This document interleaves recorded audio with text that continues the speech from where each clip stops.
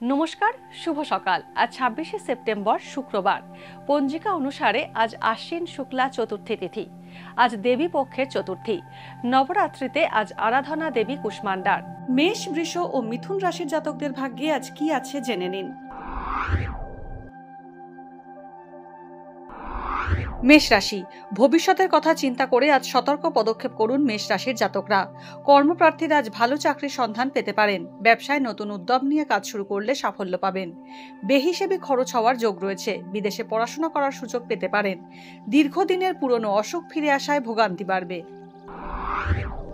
বৃষ রাশি, আজকের দিনটি ভালো খারাপ মিশিয়ে কাটবে। ঠান্ডা লাগার সমস্যায় কষ্ট পেতে পারেন।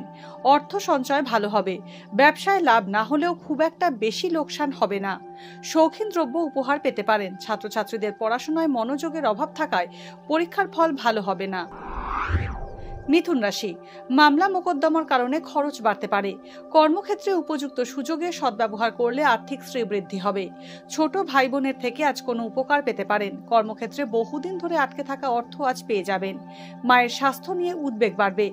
বৈদ্যুতিন দ্রব্য কেনার জন্য খরচ বাড়তে পারে।